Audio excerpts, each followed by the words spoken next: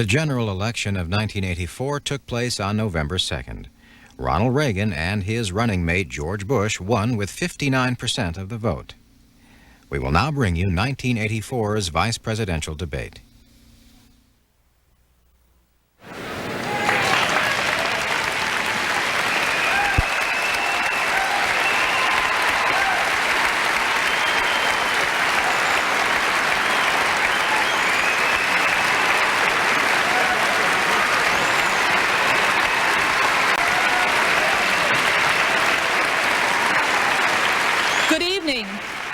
Good evening from the Civic Center in Philadelphia, Pennsylvania. I'm Dorothy Raddings, President of the League of Women Voters, the sponsor of tonight's vice presidential debate between Republican George Bush and Democrat Geraldine Ferraro. Our panelists for tonight's debate are John Mashik, National Correspondent for U.S. News and World Report, Jack White, Correspondent for Time Magazine, Norma Quarles, Correspondent for NBC News, and Robert Boyd, Washington Bureau Chief for Knight Ridder Newspapers. Sander Van Oker, Senior Political Correspondent for ABC News, is our moderator tonight. Sandy. Thank you, Dorothy. A few words about the order of our format tonight. The order of questioning was determined by a toss of the coin. Congresswoman Ferraro won the toss. She elected to speak last. Therefore, Vice President Bush will get the first question. The debate will be built upon a series of questions from the four reporters on the panel. A reporter will ask a candidate a question, a follow-up question, and then the same to the other candidate. Then each candidate will get to rebut the other. The debate will be divided into two parts. There'll be a section, the first one, on domestic affairs, the second on foreign affairs. Now, the manner of address was decided by the candidates. Therefore, it will be Vice President Bush, Congresswoman Ferraro. And we begin our questioning with Mr. Mashik. John Adams, our nation's first president, once said, "Today I am nothing, tomorrow I may be everything." With that in mind, I'd like to ask the following question. Vice President Bush, 4 years ago, you ran against Mr. Reagan for the Republican nomination. You disagreed with him on such issues as the Equal Rights Amendment, abortion, and you even labeled his economic policies as voodoo. Now you apparently agree with him on every issue. If you should be called upon to assume the presidency, would you follow Mr. Reagan's policies down the line, or would you revert to some of your own ideas? Well, I don't think there's a great difference, Mr. Mashik, between my ideas and President Reagan's. One of the reasons I think we're an effective team is that I believe firmly in his leadership. He's really turned this country around. We agree on the economic program. When we came into office, why, inflation was 12.5%. Interest rates, wiping out every single American, were 21.5%, if you can believe it. Productivity was down. Savings was down. There was despair. In fact, the leadership of the country told the people that there was a malaise out there. And this president's turned it around, and I've been with him every step of the way. And of course I would continue those kinds of programs because it's brought America back. America's better off. People are going back to work. And why Mr. Mondale can't understand that there's a new enthusiasm in this country, that America is back, there's new, strong leadership, I don't know. He has one answer to the problem. Raise everybody's taxes. He looked right into that lens and he said out there in San Francisco, he said, I'm going to raise your taxes. Well, he's had a lot of experience in that, and he's sure going to go ahead and do it. But I remember a statement of Lyndon Johnson's when he was looking around why his party people weren't supporting him. And he said, hey, they painted their tails white and they ran with the antelopes. There's a lot of Democratic whitetails running with the antelopes. Not one single Democrat has introduced the Mondale tax bill into the Congress. Of course I support the president's economic program, and I support him in everything else. And I'm not sure, because of my concept of the vice presidency, that if I didn't, I'd go doing what Mr. Mondale has done with Jimmy Carter, jump away from him. I couldn't do that to Ronald Reagan now, next year, or any other time. I have too much trust in him. I have too much friendship for him, and I'd feel very uncomfortable doing that. Well, some Republicans have criticized Mr. Mondale for now claiming he disagreed privately with Jimmy Carter's decision to impose the grain embargo. Have you ever disagreed with any decision of the Reagan administration in its inner circles? And in following that up, where in your judgment does loyalty end and principle begin? I owe my president my judgment, and then I owe him loyalty. You can't have the President of the United States out there looking over his shoulder, wondering whether his vice president is going to be supporting him. Mrs. Ferraro has quite a few differences with Vice President Mondale, and I understood it when she changed her position on tuition tax credits. They're different on busing. She voted to extend the grain embargo. He now says that he was against it. If they win, and I hope they don't, but if they win, she'll have to accommodate some views, but she'll give him the same kind of loyalty that I'm giving President Reagan. One, we're not far apart on anything. Two, I can walk into that Oval Office anytime and give him my judgment. He might agree or he might not. But he also knows I won't be talking about it to the press, or I won't be knifing in the back by leaking to make me look good and complicate the problems of the President of the United States. Congresswoman Ferraro, your opponent has served in the House of Representatives. He's been ambassador to the United Nations, ambassador to China, director of the Central Intelligence Agency, and now he's been vice president for 4 years. How does your 3 terms in the House of Representatives stack up against experience like that? Well, let me first say that I wasn't born at the age of 43 when I entered Congress. I did have a life before that as well. I was a prosecutor for almost 5 years in the District Attorney's Office in Queens County, and I was a teacher. It is not only what is on your paper resume that makes you qualified to run for or to hold office. It's how you approach problems and what your values are. I think if one has taken a look at my career, they'll see that I level with the people, that I approach problems analytically, that I am able to assess various facts with reference to a problem, and I can make the hard decisions. I'm intrigued when I hear Vice President Bush talk about his support of the President's economic program and how everything is just going so beautifully. I, too, recall when Vice President Bush was running in the primary against President Reagan, and he called the program voodoo economics, and it was, and it is. We are facing absolutely massive deficits. This administration has chosen to ignore it. The President has failed to put forth a plan to deal with those deficits.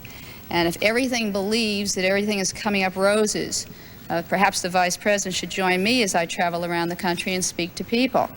People in Johnstown, Pennsylvania are not terribly thrilled with what's happening in the economy because they're standing in the light of a closed plant because they've lost their jobs. The people in Youngstown, Ohio have stores that are boarded up because the economy is not doing well. It's not only the old industries that are failing, it's also the new ones. In San Jose, California, they're complaining because they can't export their high-tech qualities, goods to Japan and other countries. The people in the Northwest, in the state of Washington and Oregon, are complaining about what's happening to the timber industry and to the agriculture industry. So things are not as great as the administration is wanting us to believe in their television commercials. My feeling, quite frankly, is that I have enough experience to see the problems, address them, and make the tough decisions and level with people with reference to those problems. Despite the historic aspects of your candidacy, how do you account for the fact that a majority of women, at least according to the polls, favor the Reagan-Bush ticket over the Mondale-Ferraro ticket? I don't. Let me say that I'm not a believer in polls. And let me say further that what we are talking about are problems that are facing the entire nation. They're not just problems facing women. The issues in this campaign are the war-peace issues, the problems of deficits, the problems of trade deficits. We are now facing a $120 billion trade deficit in this country. We're facing problems of the environment. I think what we're going to be doing over the next several weeks, and I'm absolutely delighted that the League is sponsoring these debates and that we are able to now speak to the American public and address the issues in a way such as this. I think you're going to see a change in those polls. Vice President Bush, you have 1 minute to rebuttal.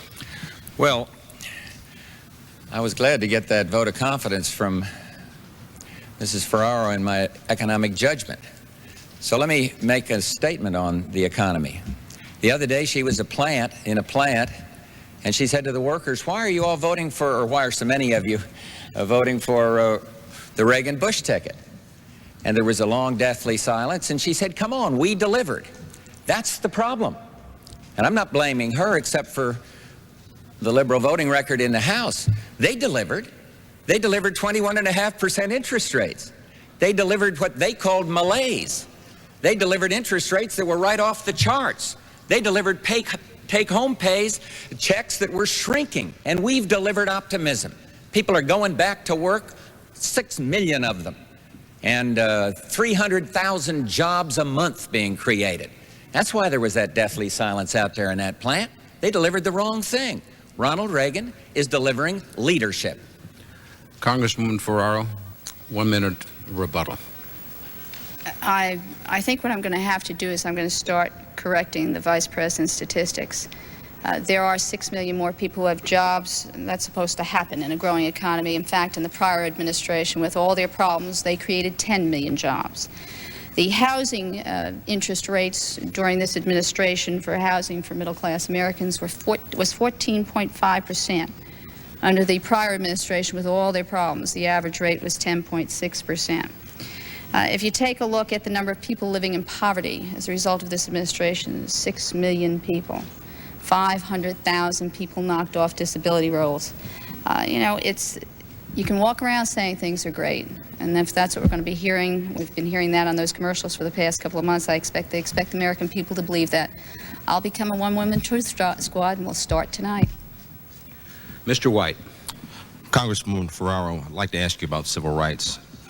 You have in the past been a supporter of tuition tax credits for private parochial schools and also of a constitutional amendment to ban busing.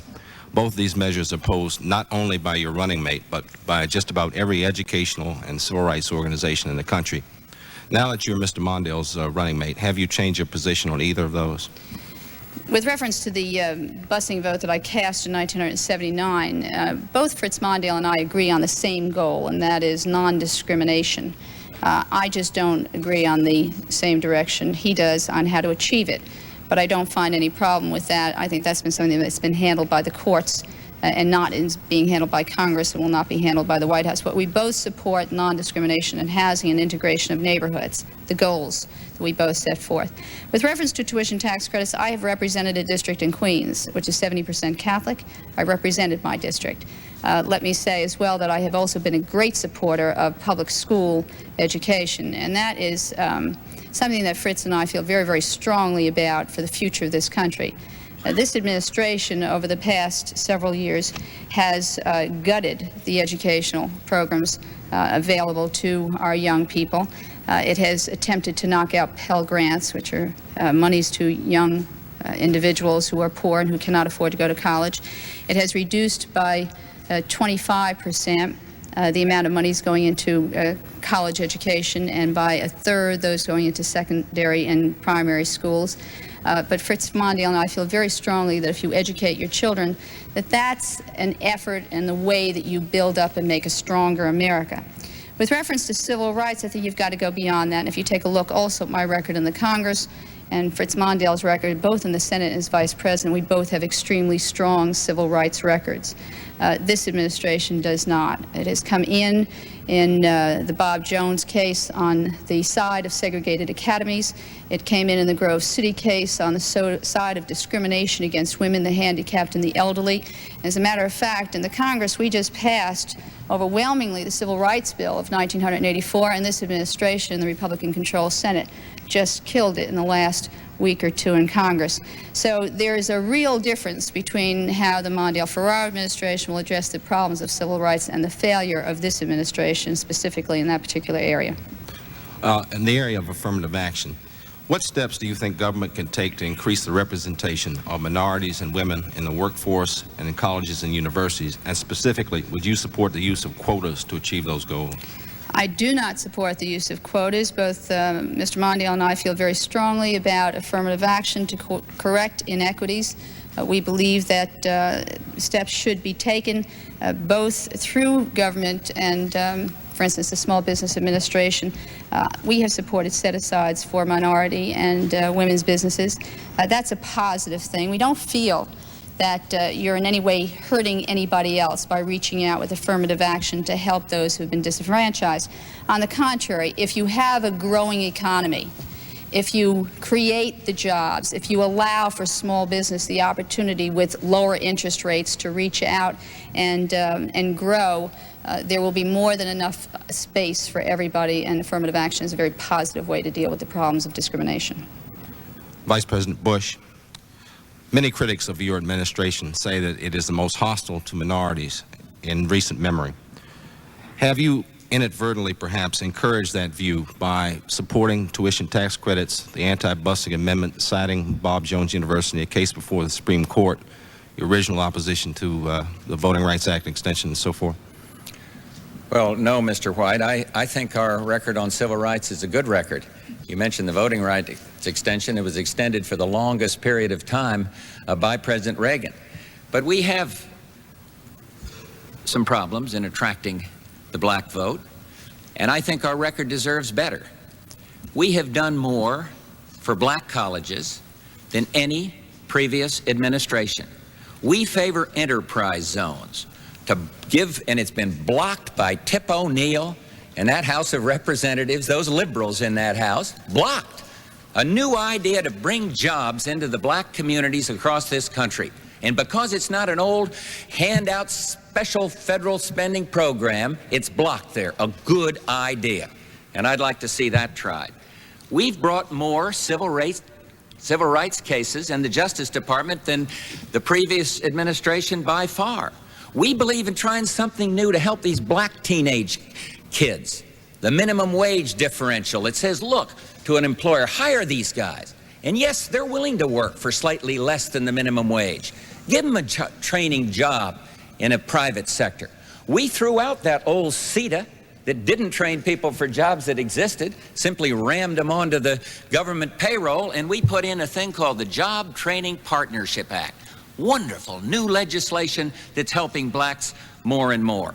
We think of civil rights as something like crime in your neighborhoods. And for example, when crime figures are going in the right direction, that's good. That's a civil right. Similarly, we think of it in terms of quality of life, and that means interest rates. You know, it's funny. Mr. Mondale talks about real interest rates. The real interest rate is what you pay when you get out and try to buy a TV set or buy a car or do whatever it is. And the interest rates when we left office were 21.5%. Inflation. Is it a civil right to have that going right off the chart so you're busting every American family, those that can afford it the less? No, we've got a good record. We've got it on civil rights legislation, minority set-asides, more help for black colleges, and we've got it in terms of an economy that's offering people opportunity and hope instead of despair. Along those lines, sir, many recent studies have indicated that the poor and minorities have not really shared in the new prosperity generated by the current economic recovery. Was it right for your administration to pursue policies, economic policies, that required those at the bottom of the economic ladder to wait for prosperity to trickle down from people who are much better off than they? Mr. White, it's not trickling down. And I'm not suggesting there's no poverty, but I am suggesting the way to work out of poverty is through real opportunity. And in the meantime, the needy are getting more help. Human resource spending is way, way up. Aid for dependent children spending is up. Immunization programs are up. Almost every place you can point, contrary to the Mr. Mondale's, well, I got to be careful, but contrary of how he goes around just saying everything bad. If he sees somebody sees a silver lining, he finds a big black cloud out there. Whine on, Harvest Moon. I mean, there's a lot going on, a lot of opportunity. Congresswoman Ferraro, your rebuttal. The Vice President indicates that the President signed the Voting Rights Act. That was after he did not support it while it was in the Congress and the Senate. It was passed despite his opposition, and he did sign it because he was required to do so. In the civil rights cases that he mentioned, the great number of cases that they have enforced, the reason they enforce them because under the law they're required to do that, and I'm delighted that the administration is following the law. With reference, excuse me, this will be out of my time, not yours. Thank you. Knowing and cherishing the people of this city and knowing their restraint and diffidence about emotion, especially at athletic contexts, of which this is not one, I beseech you, try to hold your applause, please. I'm sorry. I just have to correct in my 30 seconds that are left the comment that the Vice President made with reference specifically to a program like AFDC. If you take AFDC, if you take food stamps, if you take, go down the line on poor people's programs, those are the programs that suffered considerably under this administration's first budget cuts, and those are the ones that in the second term, second part of their term, we were able to restore some of those terribly, terribly unfair cuts to the poor people of this country. Vice President Bush.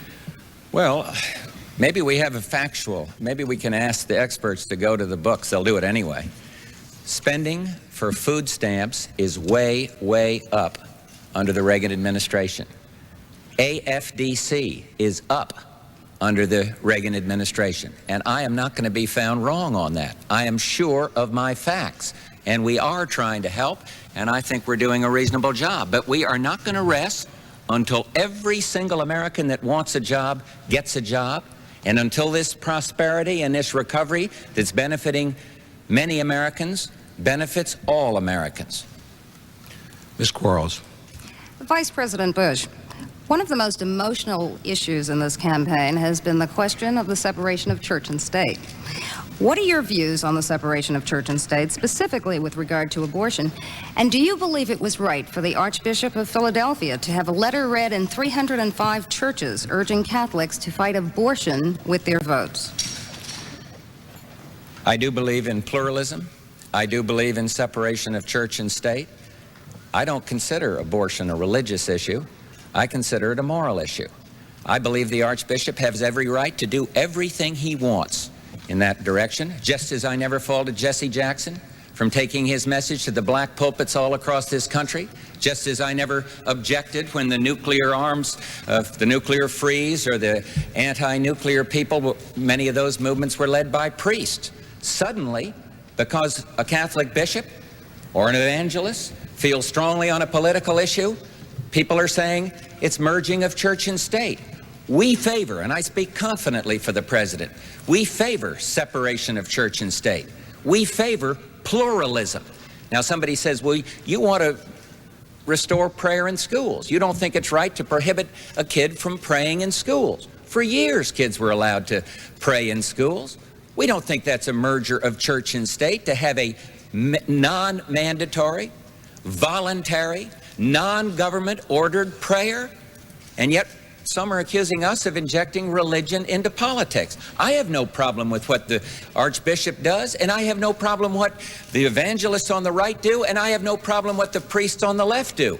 And it didn't bother me when during the Vietnam War, much of the opposition to the government, Democrat and Republican governments, was led by priests, encouraging people to break the law on the adage of, the civil disobedience thing. So our position, separation of church and state, pluralism. So no little kid with a minority religion of some sort who's going to feel offended or feel left out or feel uncomfortable.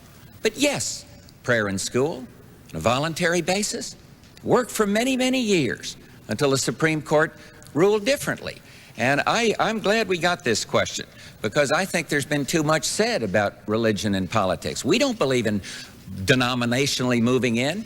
It wasn't our side that raised the question about our president, whether he was a good Christian or not. And so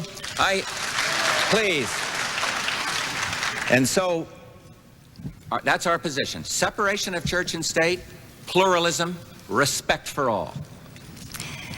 Vice President Bush, 4 years ago, you would have allowed federal financing of abortions in cases of rape and incest, as well as when the mother's life was threatened.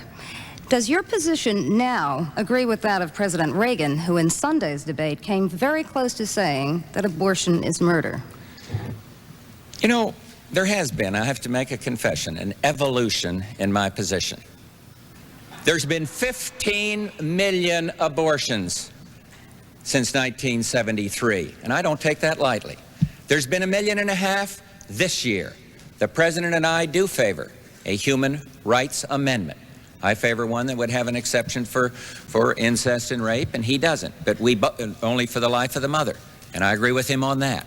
So yes, my position's evolved, but I'd like to see the American who, faced with 15 million abortions, isn't rethinking his or her position. And I'll just stand with the answer. I support the President's position, and comfortably, from a moral standpoint. So you believe it's akin to murder? No, I support the President's position. Fine. Congresswoman Ferraro, what are your views on the separation of church and state with regard to abortion? And do you believe it was right for the Archbishop of Philadelphia to have those letters read in the pulpits in the city and urge the voters to fight abortion with their vote? Let me say, first of all, that I believe very, very sincerely in the separation of church and state. I mean, taking it from the historical viewpoint, if you go back to the 1600s when people came here, the reason they came to this country was to escape religious persecution. And that's the same reason why people are coming here today in the 1940s to escape Nazism, and now in the 1980s and 1984 when they can get out of the country to escape communism so they can come here and practice their religion. Our country is founded on the principle that our government should be neutral as far as religion is concerned. Now, what's happened over the past several years, and quite frankly, I'm not going to let you lay on me the intrusion of state politics into religion or religion into politics by my comments with reference to the President's policies, because it started in 1980 when this administration was running for office and the Reverend Jerry Falwell became very, very involved in the campaign. What has happened over the past 4 years has been, I think, a real fudging of that line with the separation of church and state. The actions of the archbishops, let me say to you, I feel that they have not only a right, but a responsibility to speak up. And even though I've been the person that they've been speaking up about, I feel that they do have the responsibility to do so, and I have no problem with it, no more than I did with the priest who marched at the time of Vietnam, and no more than I did at the time when Martin Luther King marched at the time of the civil rights marches. I have absolutely no problem with them speaking up. I think they have an obligation as well as a right. But what I do have a problem with is when the President of the United States gets up in Dallas and addresses a group of individuals and said to them, anybody who doesn't support his constitutional amendment for prayer in the schools is intolerant of religion. Now, there are numerous groups who don't support that prayer in the school, numerous religious groups. Are they intolerant of religion? Is that what the President is saying? I also object when I am told that the Reverend Falwell has been told that he will pick 2 of our Supreme Court justices. That's going a little bit far. In that instance, let me say to you, it is more than a fudging of the line. It is a total intrusion, and I think that is in violation of our Constitution. Congresswoman Ferraro, as a devout Catholic, does it trouble you that so many of the leaders of your church disagree with you, and do you think that you're being treated unfairly in any way by the Catholic Church? Let me tell you that I did not come to my position on abortion very lightly. I am a devout Catholic. When I was running for Congress in 1978, I sat and met with a person that I felt very close to, a Monsignor, currently a bishop. I spoke to him about my personal feelings that I would never have an abortion, but I was not quite sure if I were ever to become pregnant as a result of a rape, if I would be that self-righteous. I then spoke to him, he said, Jerry, that's not good enough. You know, you can't support that position. And I said, okay, that's my religious view. I will accept the teaching of the church, but I cannot impose my religious views on someone else. I truly take an oath as a public official to represent all the people in my district, not only the Catholics. If there comes a time where I cannot practice my religion and do my job properly, I will resign my job. Vice President Bush, your rebuttal. Well, I respect that statement. I really, truly do. We have a difference on the moral question here on abortion. I noticed that Mr. Mondale keeps talking in the debate, and now it's come up here about Mr. Falwell. And I don't know where this canard could have come from about Mr. Falwell picking the Supreme Court justices. Ronald Reagan has made one superb, outstanding, the only one he's made, appointment to the Supreme Court. And that was Sandra Day O'Connor. And Mr. Falwell opposed her nomination. We still have respect for him, but he opposed it. And so I hope this lays to rest this slander against the President. We want justices who will interpret the Constitution, not legislate. Congresswoman Ferraro, your rebuttal. Yes, I still find it very difficult to believe because in the platform which the Republican Party passed in Dallas, one of the things that they did was they said that the position on abortion would be a litmus test not only for Supreme Court justices but for other federal justices. That again seems to me a blurring of the lines of separation between church and state. The next questioning from Mr. Boyd. Like many Americans, each of you has recently had an unhappy experience with the Internal Revenue Service. I'm going to prolong your ordeal. Congresswoman Ferraro, you disagree with the rule that says that a candidate must report the income or assets of his or her spouse if you get any benefit from them. Your husband's tax returns showed that you did benefit because he paid the mortgage and the property taxes on your homes. Now, the House Ethics Committee is examining this question, but it won't report its findings until after the election. Would you be willing to ask that committee, which is controlled by Democrats, to hurry up its work and report before the election? Let me say to you that I already did that. I had wanted them to move ahead. If you recall, I spent about an hour and 45 minutes speaking to 200 reporters on August 21st, which was the day after I was required to file my financial statement. And I sat for as long as they had questions on the issue, and I believe that they were satisfied. I filed more information than any other candidate for a national office in the history of this country. Not only did I agree to file my tax returns, after a little bit of prodding, my husband also agreed to file his with not only the Ethics Committee, but with the FEC. But the action that you're speaking about with the Ethics Committee was started by a right-wing legal organization, a foundation, knowing that that there would be an automatic inquiry. We have filed the necessary papers. I have asked them to move along. Unfortunately, the House, I believe, even went out of session today, so I don't know if they will move. But quite frankly, I would like that to be taken care of anyway, because I just want it cleared up. Since that famous August 21st press conference on your family finances, you filed a new report with the Ethics Committee, and this showed that your previous reports were full of mistakes and omissions. For example, you failed to report about 12 trips that were paid for by special interest groups. In at least 18 cases, your holdings were misstated. Do you think it showed good leadership or attention to duty to blame all this on sloppy work by your accountant? Well, what it showed was that and it was truly that I hired an accountant who had been with our family for well over 40 years. He was filling out those ethics forms. I did not spend the time with them. I just gave him my tax information and he did it. I have to tell you what we have done since. I have hired a marvelous accountant. I've spent a lot of money having him go through all those ethics forms, and he will be doing my taxes over the next 8 years while we're in the White House, so that the American public can be sure it's all going to be taken care of. Vice President Bush, last year you paid less than 13% of your income in federal taxes. According to the IRS, someone in your bracket normally pays about 28% of his income. Now, what you did was perfectly legal, but do you think it was fair? And is there something wrong with our tax laws that allows such large deductions for wealthy taxpayers?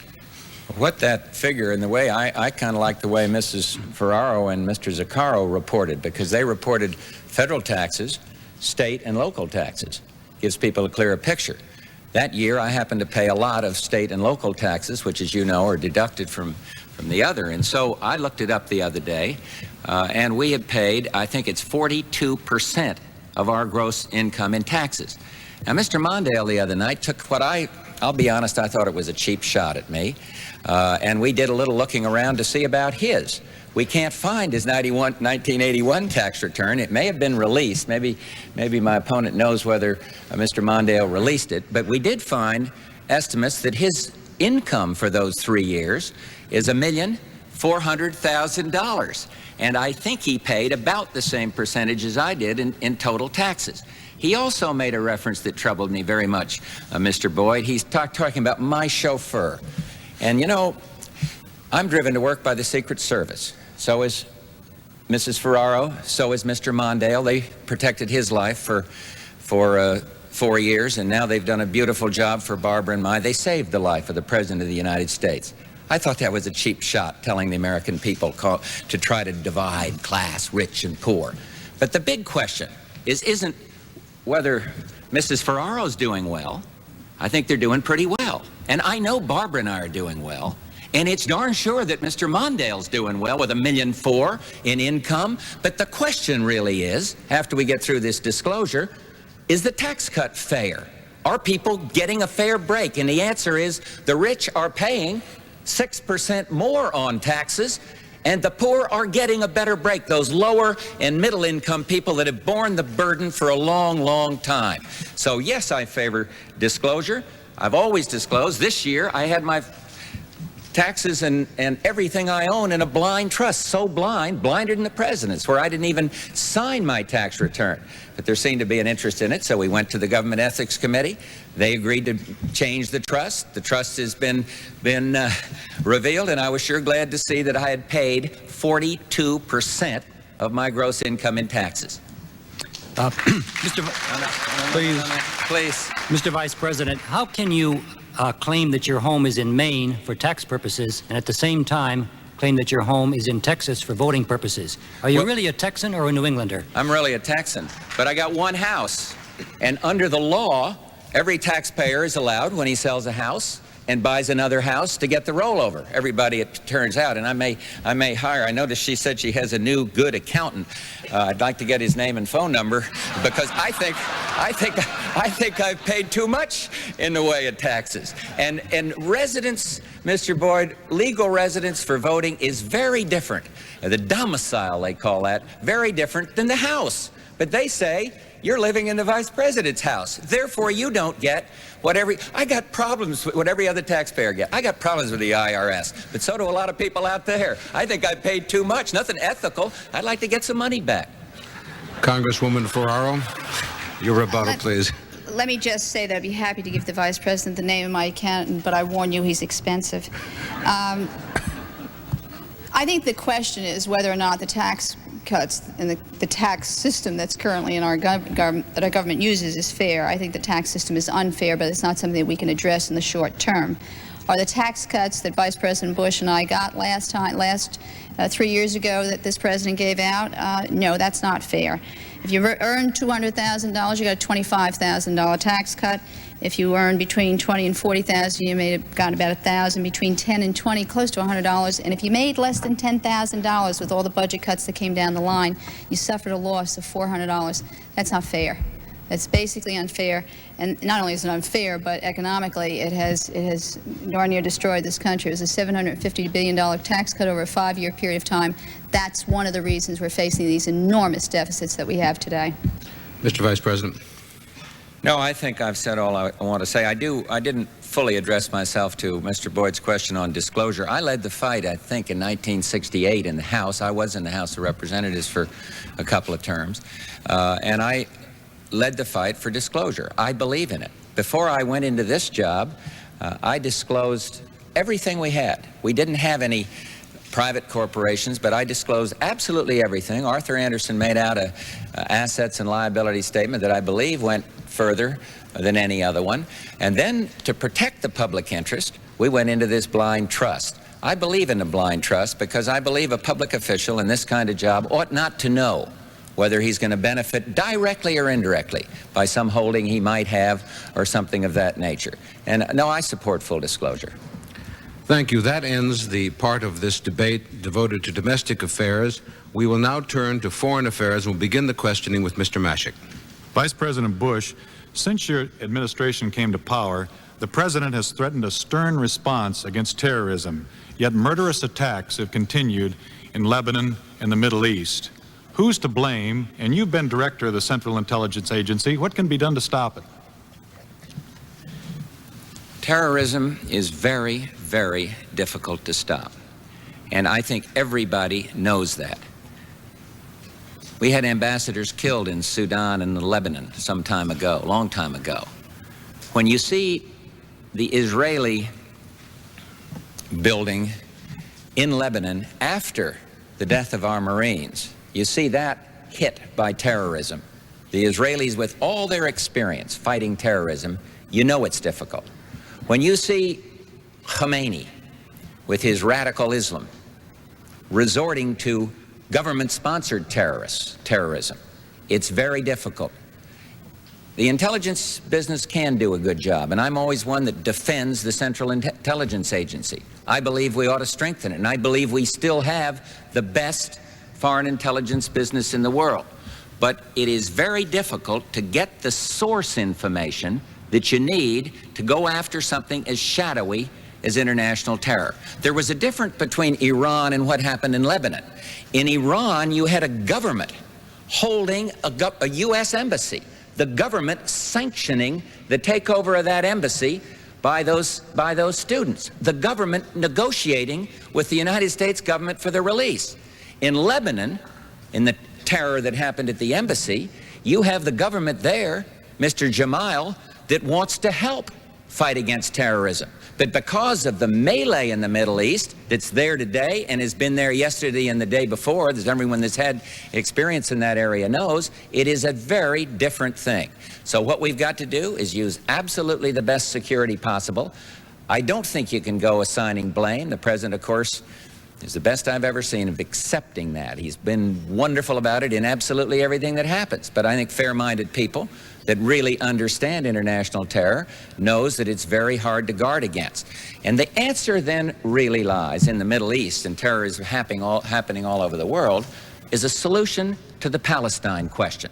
The follow-on to Camp David under the umbrella of the Reagan September of 1982 initiative. That will reduce terror. It won't eliminate it. You mentioned Khomeini. Some Republicans charged the previous administration with being almost helpless against Khomeini and Libya's Gaddafi. Why hasn't your administration done something to take action against Arab states that foment this kind of terrorism? What we've done is to support Arab states that want to stand up against international terror. Quite different. We believe in supporting, without jeopardizing the security of Israel in any way, because they are our one strategic ally in the area. They are the one democracy in the area, and our relations with them has never been better.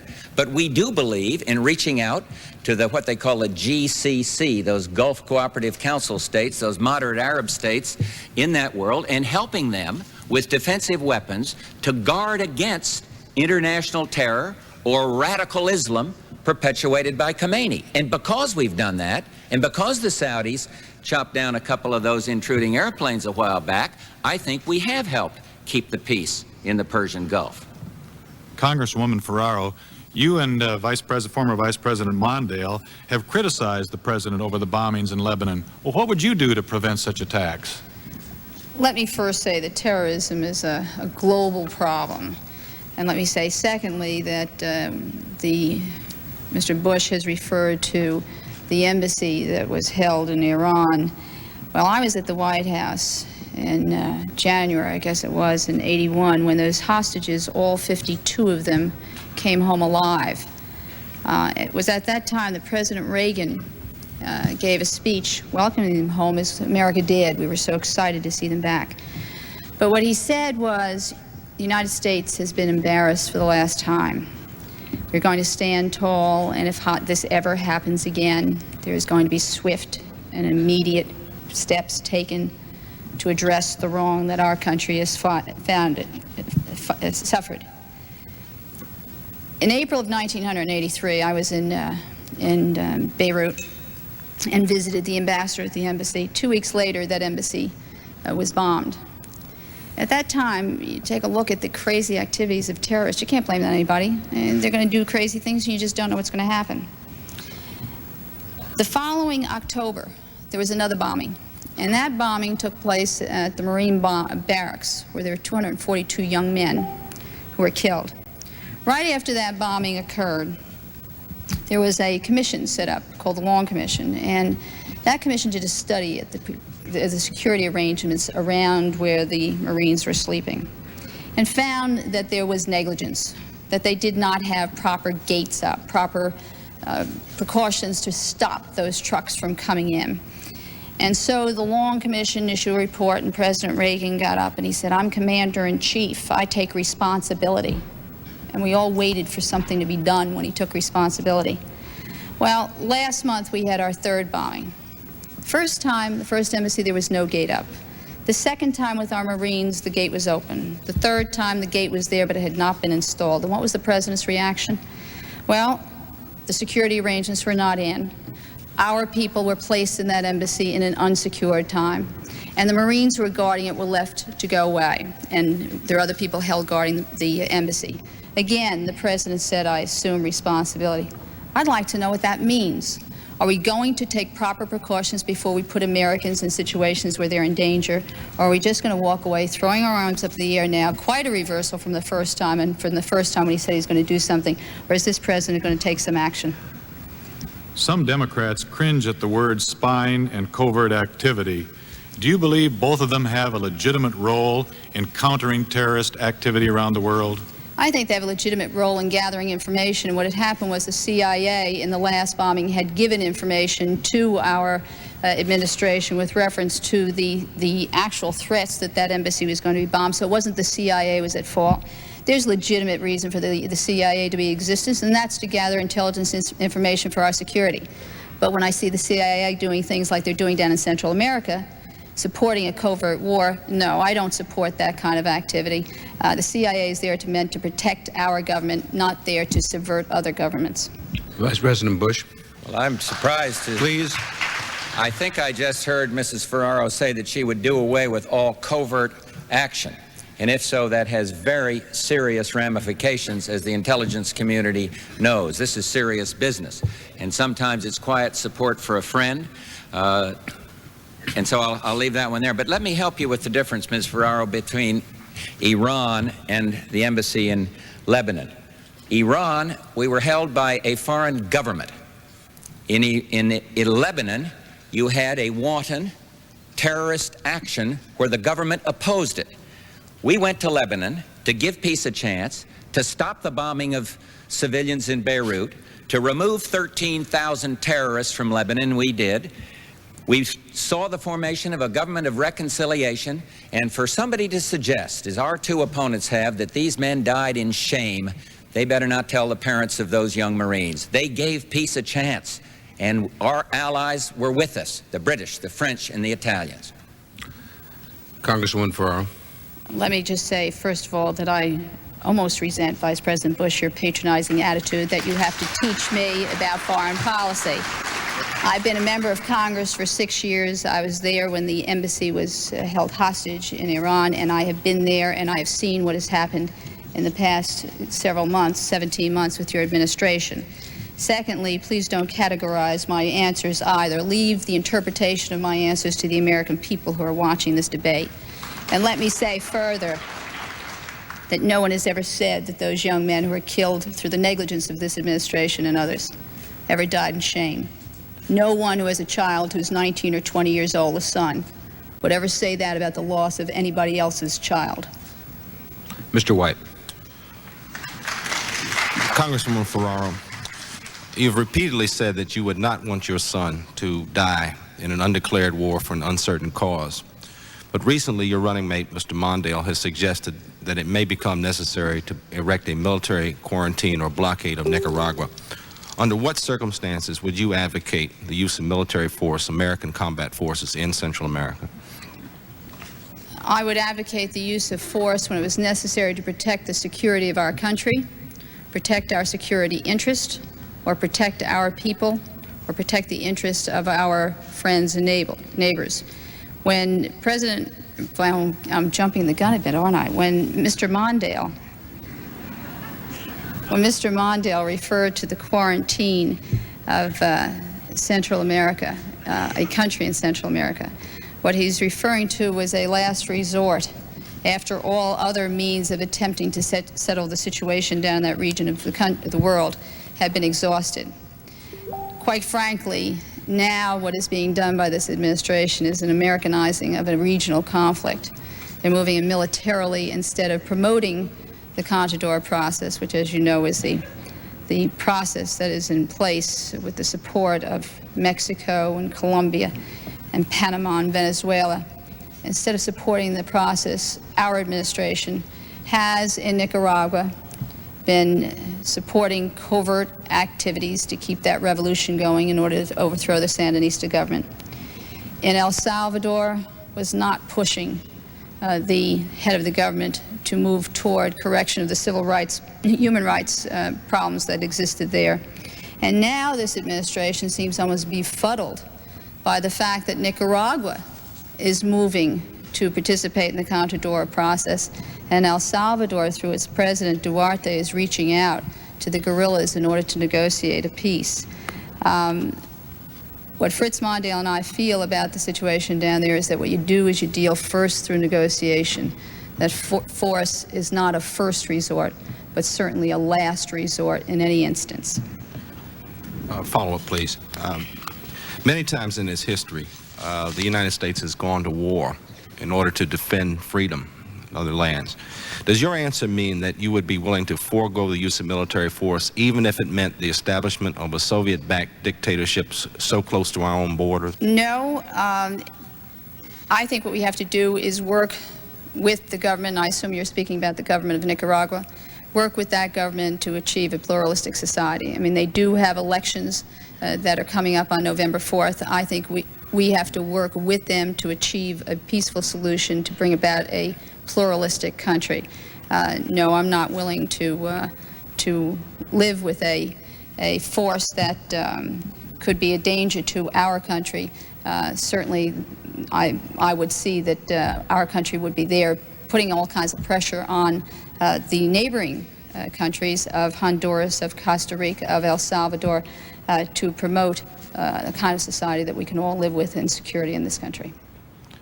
Vice President Bush, both Cuba and Nicaragua are reported to be making extensive preparations to defend themselves against an American invasion, which they claim could come this fall. And even some of your Democratic opponents in Congress have suggested that the administration may be planning a December surprise invasion. Can you tell us under what circumstances a re-elected Reagan administration would consider use of force in Central America or the Caribbean? We don't think we're to be required to use force. Let me point out that there are 2,000 Cuban military and 7,500 so-called Cuban advisors in Nicaragua. There are 55 American military in El Salvador. I went down in the instructions of the president to speak to the comandantes in El Salvador and told them that they had to move with Mr. Magaña, then the president of El Salvador, to respect human rights. They have done that. They're moving well. I'm not saying it's perfect, but the difference between El Salvador and Nicaragua is like the difference between night and day. El Salvador went to the polls. Mr. Duarte was elected by 70% of the people in 70% voting in a certifiably free election. In Nicaragua, you have something very different. You have a Marxist-Leninist group, the Sandinistas, that came into power talking democracy. They have aborted their democracy. They have humiliated the Holy Father. They have cracked down on the only press organ there, La Prensa, censoring the press, something that should concern every American.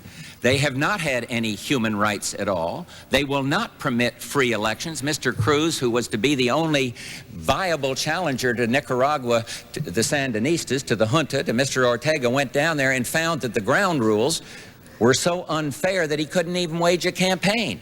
One country is devoid of human rights. The other is struggling to perfect their democracy.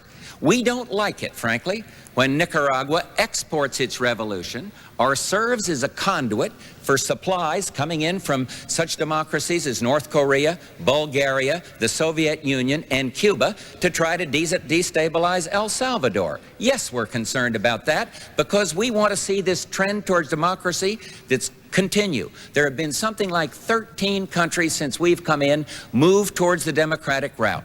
And let me say that Grenada is not unrelated, and I have a big difference with Ms. Ferraro on that one. We gave those 4 tiny Caribbean countries a chance. We saved the lives, and most of those 1,000 students said that they were in jeopardy. Grenada was a proud moment because we did stand up for democracy. But in terms of threat of these countries, weapons, no, there's not that kind of a threat. It's Mr. Mondale that proposed the quarantine, not Ronald Reagan. Please. Considering this country's long respect for the rule of international law, was it right for the United States to be involved in mining the harbors of Nicaragua, a country we're not at war with, and to subsequently refused to allow the World Court to adjudicate that dispute in the complaint from Nicaragua? I support what we're doing. It was supported to the Congress under the law. I support it. My only regret is that the aid for the Contras, those people that are fighting, we call them freedom fighters. They want to see the democracy perfected in Nicaragua. Am I to understand from this assault on covert action that nowhere in the world would we do something that was considered just off base by when Mrs. Ferraro said she'd never support it? Would she never support it if the violation of human rights was so great and quiet support was necessary for freedom fighters? Yes, we're for the Contras. And let me tell you another fact about the Contras. Everyone that's not for this, everyone who wants to let that Sandinista government prevail just like that Castro did, all of that, the Contras are not Somocistas. Less than 5% of the Contras supported Somoza. These were people that wanted a revolution. These are people that felt the revolution was betrayed. These are people that support human rights. Yes, we should support them. Congresswoman Ferraro.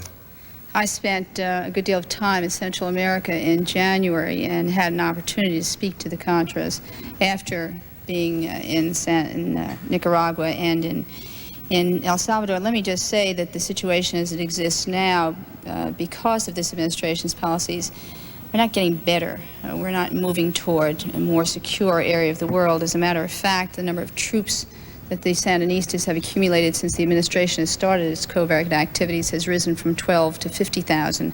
And of course, the number of Soviet and Cuban advisors has also increased. I did not support the mining of the harbors in Nicaragua. It is a violation of international law.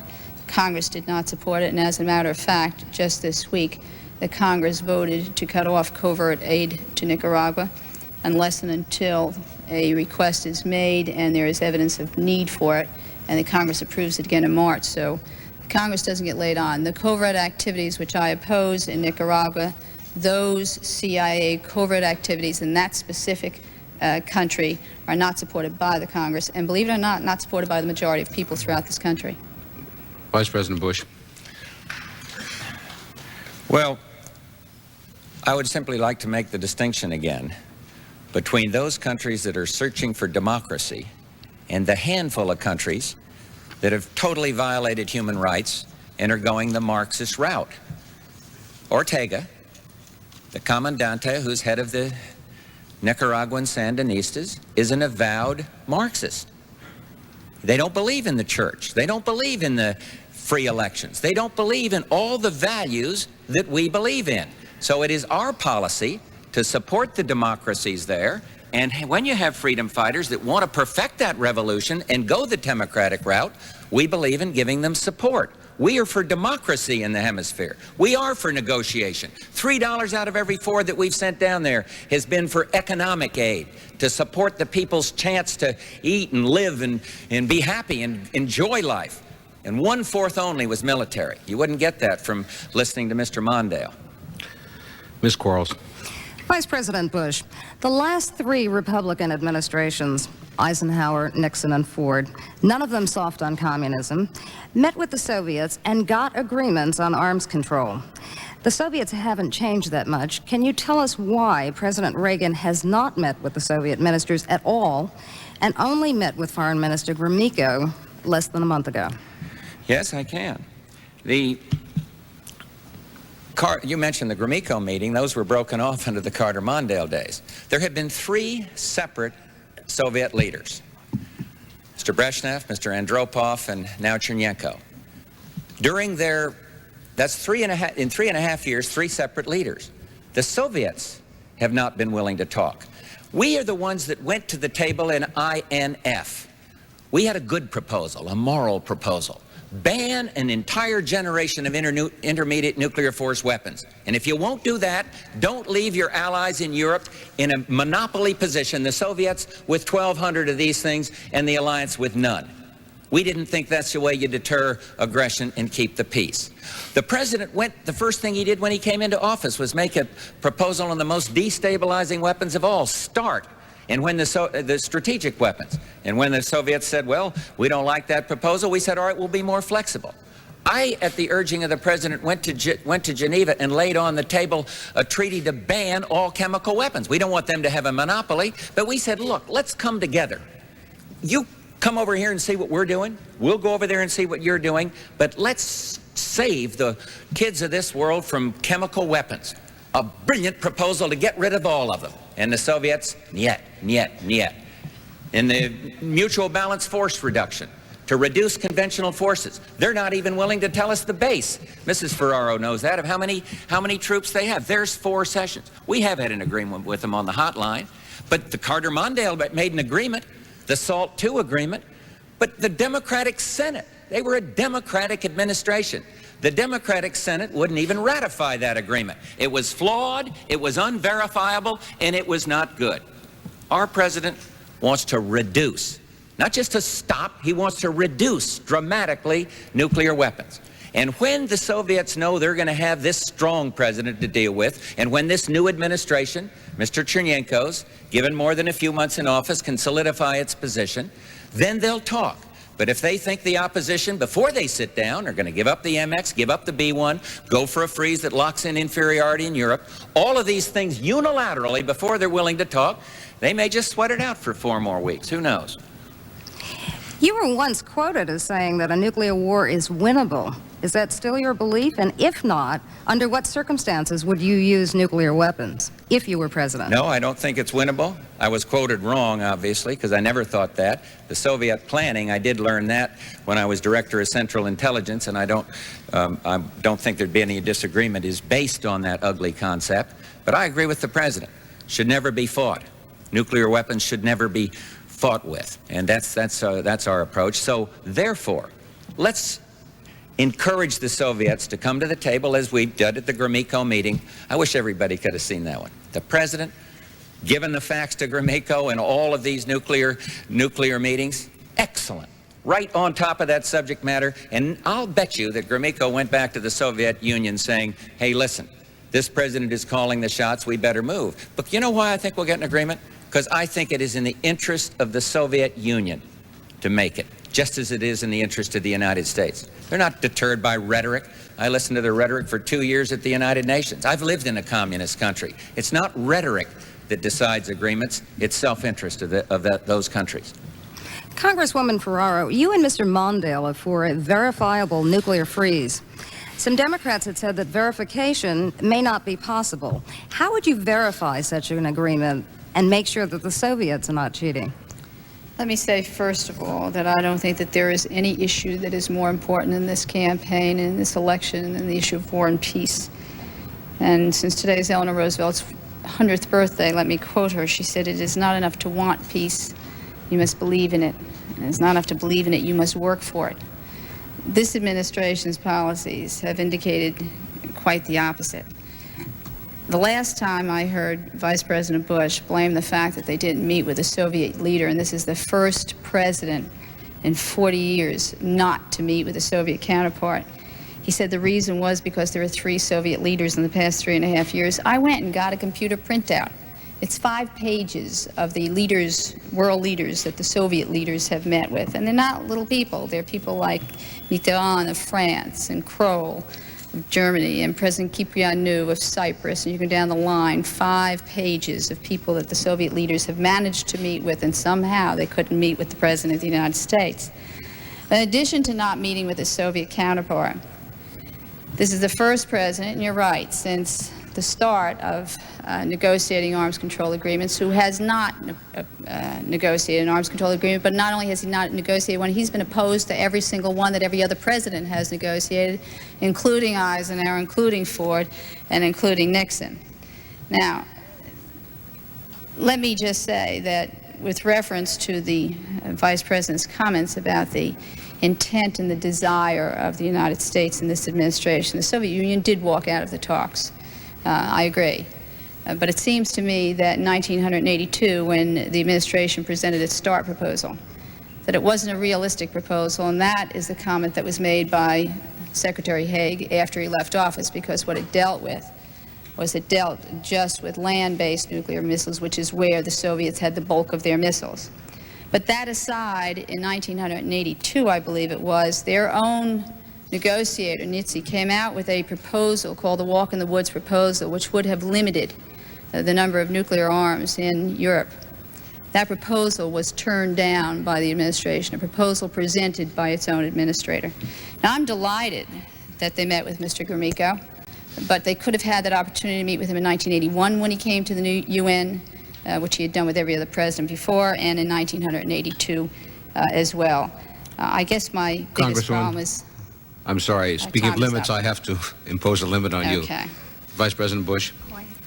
Well, I think there's quite a difference between Mr. Kyprianou in Cyprus and the leader of the free world, Ronald Reagan, in terms of meeting. And the Soviet Union will meet with a lot of different people.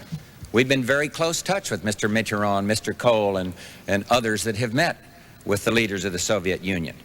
But that's quite different than meeting with the President of the United States. The Soviets say, we'll have a meeting when we think there can be progress, and yet they left those talks.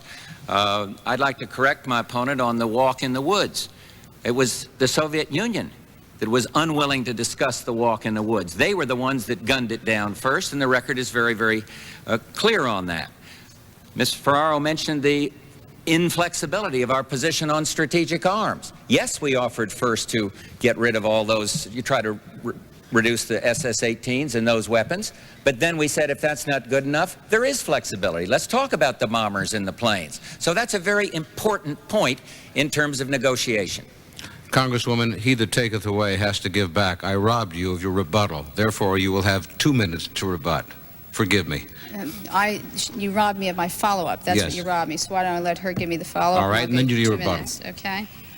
Congresswoman Ferraro, most polls show that the Americans feel that the Republicans, more than the Democrats, are better able to keep the U.S. out of war. We've had 4 years of relative peace under President Reagan. How can you convince the American public that the world would be a safer place under Carter Mondale? I think, first of all, you have to take a look at the current situation. We now have 50,000 nuclear warheads. We are building at the rate of 5 or 6 a day between us, and we have been doing that since this administration came into office. I think what you can do is look at what they've done and recognize that they're not going to do very much in the future. And so since they've done nothing, do we continue to build? Because an arms race doesn't lead to anything. It leads to another arms race, and that's it. Vice President Mondale has indicated that what he would do, first of all, as soon as he gets into office, is contact his Soviet counterpart and set up an annual summit meeting. That's number one. I don't think you can start negotiating until you start talking. Secondly, he would issue a challenge, and the challenge would be in the nature of temporary, mutual, verifiable moratoria to halt testing in the air, in the atmosphere, that would respond with a challenge from the Soviet Union. We hope to sit down and negotiate a treaty. That was done in 1960. I don't know what your lights are doing, Sam. You have another minute. Okay, I'm watching them blinking, so I have another minute. What that would do is it would give us the opportunity to sit down and negotiate a treaty. That was done in 1960 by President Kennedy in 1963. What he did was he issued a challenge to the Soviet Union. He said, we will not test in space, in the atmosphere. If you will not, they did not. In 2 months, they sat down and they negotiated a treaty. We do not now have to worry about that type of testing. It can be done. It will be done if only you have the will to do it. Again, remember, it is mutual. It is verifiable. And it is a challenge that once that challenge is not met, if testing were to resume, then we would continue testing as well. Our last series of questions on foreign affairs from Mr. Boyd. Congresswoman Ferraro, you have had little or no experience in military matters, and yet you might someday find yourself Commander-in-Chief of the Armed Forces. How can you convince the American people and a potential enemy that you would know what to do to protect this nation's security? And do you think in any way that the Soviets might be tempted to try to take advantage of you simply because you are a woman? Are you saying that I would have to have fought in a war in order to love peace? I'm not saying that. I'm asking you. You know what I asked. All right. I think what happens is when you try to equate whether or not I've had military experience, that's the natural conclusion. It's about as valid as saying that you would have to be black in order to despise racism, that you'd have to be female in order to be terribly offended by sexism. That's just not so. I think if you take a look at where I've been, both in the Congress and where I intend to go, the type of person I am, I think that the people of this country can rely upon the fact that I will be a leader. I don't think the Soviet Union for 1 minute can sit down and make a determination on what I will do if I'm ever in a position to have to do something with reference to the Soviet Union. Quite frankly, I'm prepared to do whatever is necessary in order to secure this country and make sure that that security is maintained. Secondly, if the Soviet Union were to ever believe that they could challenge the United States with any sort of nuclear forces or otherwise, if I were in a position of leadership in this country, they would be assured that they would be met with swift, concise, and certain retaliation. Let me just say one other thing now. The most important thing, though, I think, is as a leader, that what one has to do is get to the point where you're not put into that position. And the way you get to that position of moving away from having to make a decision on force or anything else is by moving toward arms control. And that's not what's been done over the past 4 years. I think that if you were to take a look at the failures of this administration, that would have to be number one. I will not put myself in that position as a leader in this country. I will move immediately toward arms control negotiations. For my follow, I'm going to borrow a leaf from the Sunday night debate between your principals and ask you, what is the single question you would most like to ask your opponent here on foreign policy? Oh, I don't have a single most question. I guess the concern that I have is a concern not only as a vice presidential candidate, but as a citizen in this country. My concern is that we are not doing anything to stop the arms race. And it seems to me that if we keep talking about military inferiority, which we do not have, we're at a comparable level with the Soviet Union. Our Joint Chiefs of Staff have said they'd never exchange our military power for theirs. I guess the thing that I'd want is a commitment that, pretty soon they're going to do something about making this a safer world, for all of us. Vice President Bush, 4 years ago, President Reagan insisted that a military buildup would bring the Soviets to negotiate seriously. Since then, we have spent almost $1 trillion on defense, but the Soviets are still building their military forces as rapidly as we are, and there are no negotiations. Was the president's original premise, his whole strategy, wrong? No, I think his strategy not only was correct, but is correct. You got to go back where we were. Clearly, when we came into office, the American people recognized that we had slipped into positions of inferiority on various things. Some of our planes, as the president points out, were older than the pilots. Ships that couldn't go out to sea, and you had a major problem with the military. Actually, the morale wasn't very good either. So we have had to strengthen the military, and we're well on the way to getting that job done. America is back in terms of military strength, in terms of our ability to deter aggression and keep the peace. All the same time, however, we have made proposals and proposals and proposals, sound proposals, on reducing nuclear weapons.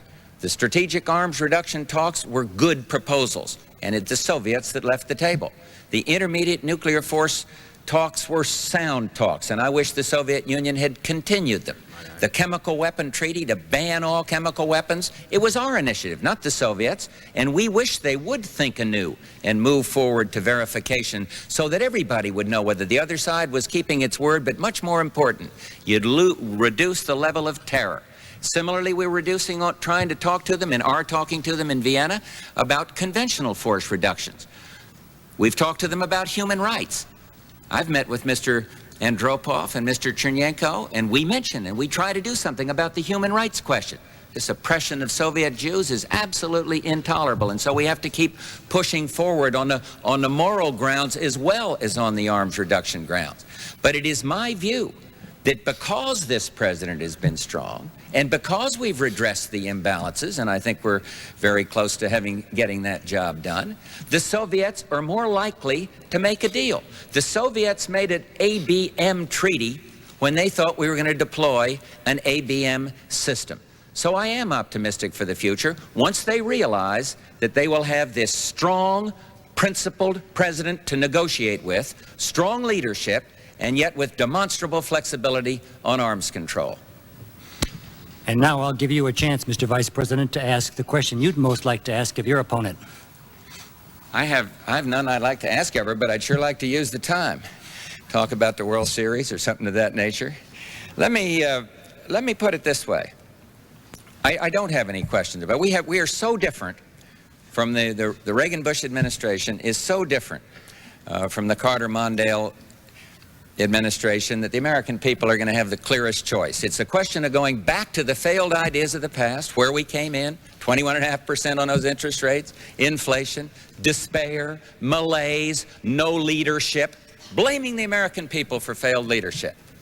Or another option, keep this recovery going till it benefits absolutely everybody. Peace at home, peace abroad, prosperity, opportunity. I'd like to hear her talk on those things, but I think the yellow light is flashing, and so we'll leave it there. Nothing on the World Series? Well, Congresswoman Ferraro. I think the Vice President's comment about the Carter-Mondale administration is an indication of just, it really typifies this administration. It's an administration that looks backwards, not forwards and into the future.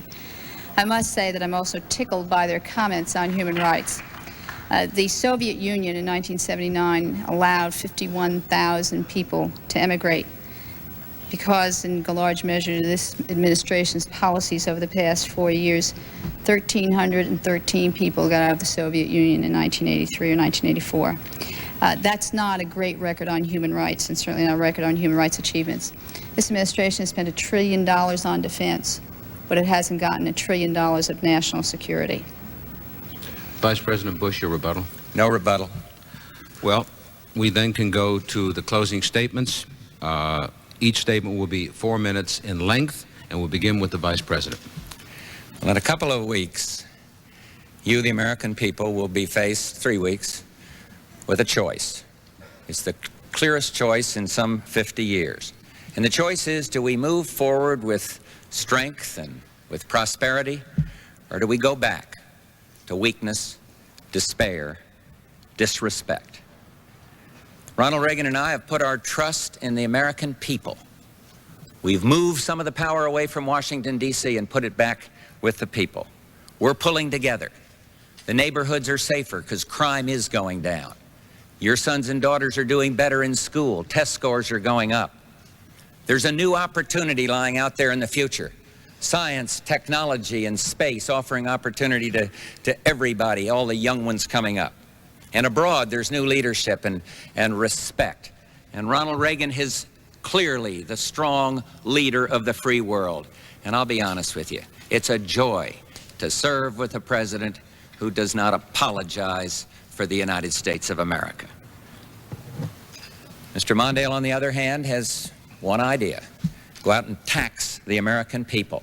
And then he wants to repeal indexing, to wipe out the one protection that those at the lowest end of the economic scale have, protecting them against being rammed into higher and higher tax brackets.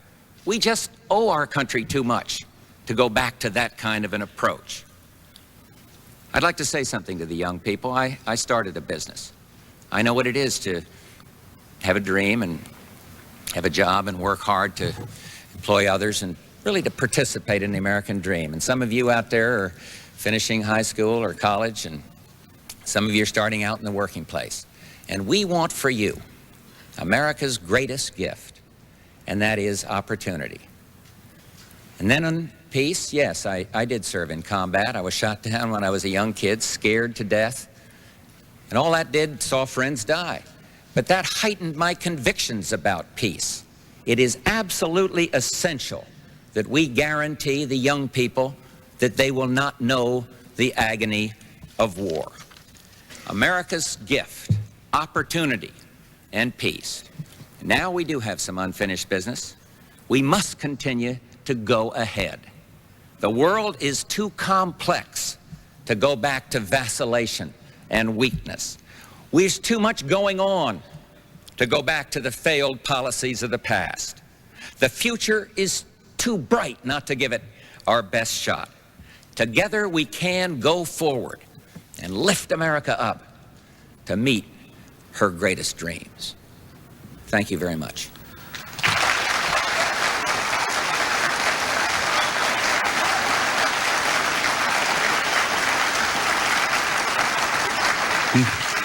Thank you very much. I must say now, in matters of equity, you will be allowed applause at the end of your closing statement, so if you begin it now, please. I hope somebody wants to applaud. Being the candidate for vice president of my party is the greatest honor I have ever had. But it's not only a personal achievement for Geraldine Ferraro, and certainly not only the bond that I feel as I go across this country with women throughout the country. I wouldn't be standing here if Fritz Mondale didn't have the courage and my party didn't stand for the values that it does, the values of fairness and equal opportunity. Those values make our country strong. And the future of this country and how strong it will be is what this election is all about. Over the last 2 months, I've been traveling all over the country talking to the people about the future. I was in Kentucky and I spoke to the Dye House family. He works for a car dealer. And he's worried about the deficits and how high interest rates are going to affect his job.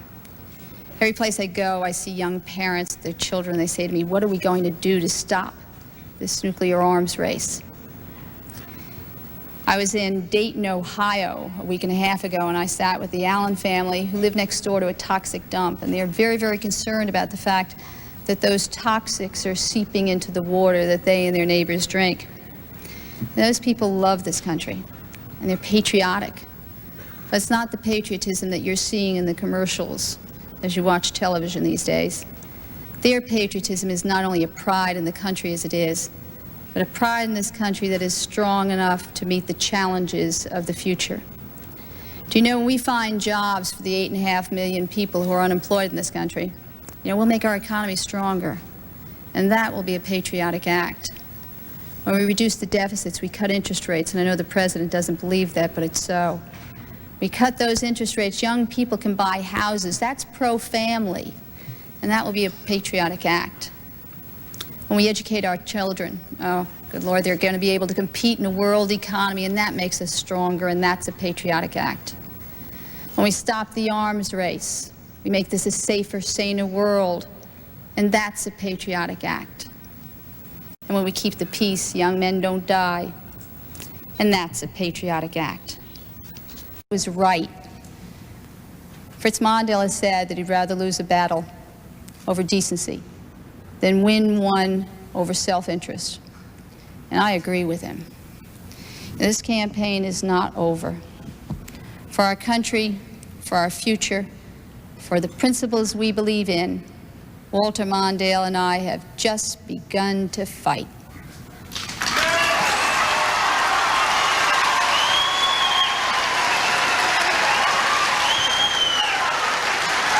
Thank you very much. I'd like to thank Vice President Bush, Congresswoman Ferraro, the members of our panel for joining us in this League of Women Voters debate. I'd like to join you in thanking them, the City of Philadelphia, and the League of Women Voters. The League of Women Voters' next debate, the presidential debate, will take place in Kansas City on October 21st. The subject will be foreign affairs, and it will begin at 8 p.m. Eastern Time. Again, our thanks. We hope you'll join us on the 21st. Thank you.